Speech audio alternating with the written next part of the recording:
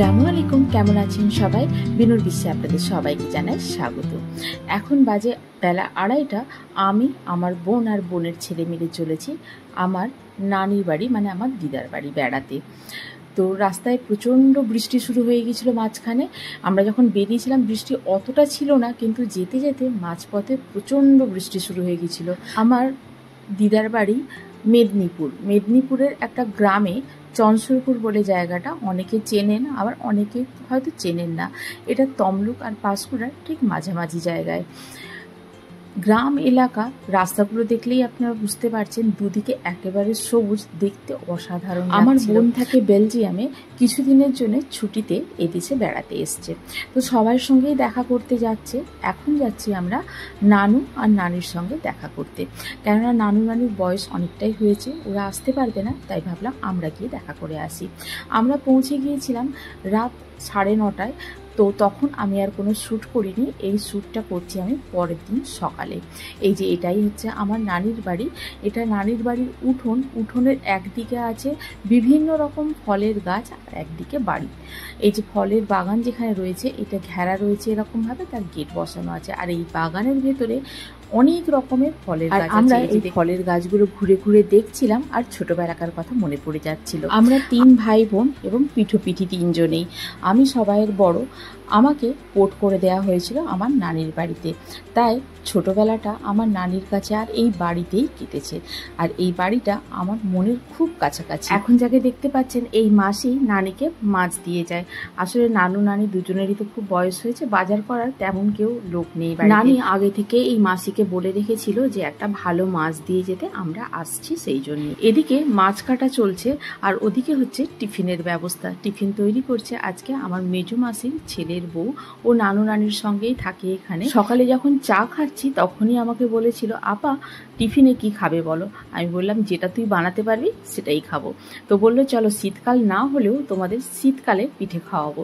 তো তৈরি করেছি এখানে চিতাও পিঠে। আমরা চিতাও পিঠে বলি, অনেকে আঁশকি পিঠেও বলে।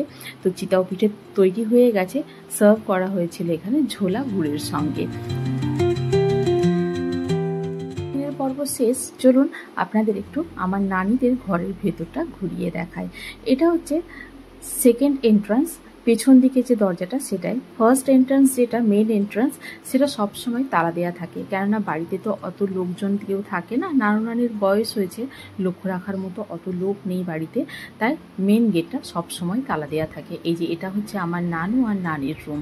এটা হচ্ছে আমার নানু সবসময় কাজে ব্যস্ত থাকে, কিছু না কিছু কাজ নানু সবসময় করতে থাকে। আর এই যে খাটটা দেখতে পাচ্ছেন, এটা কিন্তু পুরোটাই পেতলের খাট। এটা আমাদের কাছে একটা অ্যান্টিক পিসের মতো বলতে পারেন। আমাদের জন্মেরও অনেক আগেকার এই খাটটা।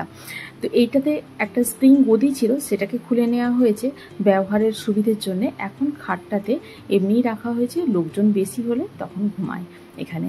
আর এই ফার্নিচারগুলো যেগুলো দেখতে পাচ্ছেন, এই যে ড্রেসিং টেবিলটা যেটা, এটা অনেক পুরনো। এই রুমের মধ্যে যে ফার্নিচারগুলো আছে সেই সবগুলোই কিন্তু অনেক পুরনো ফার্নিচার।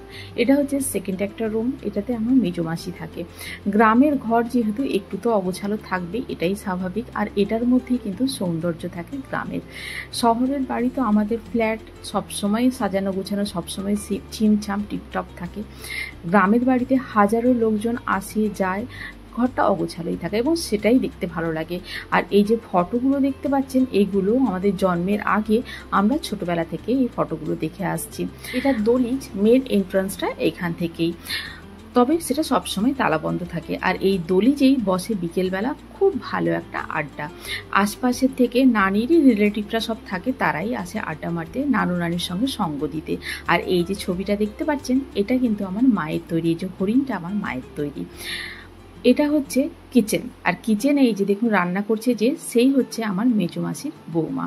আমাদের বৌদি মানে আমার থেকে অনেক ছোট। এই যে ভাই রয়েছে, ভাইয়ের স্ত্রী সে, এই থাকে নানু নানির কাছে। আর এত মানে গৃহকর্ম নিপুণা যে বলার মতো। আমাদের টিফিনটা খাইয়ে দিয়েই ও বলল, আমি যাচ্ছি বাগানে, তোমাদের জন্য কলার কাঁদি রেখেছি সেটা কাটতে। এই যে দেখুন কলার কাঁদিটা কেটে আনা হয়েছে। কলাটা অনেক আগেই পেকে গিয়েছিল, নানি আমরা আসবো শুনে কাটতে দেয়নি কাউকে, গাছেই রেখে দিয়েছিল।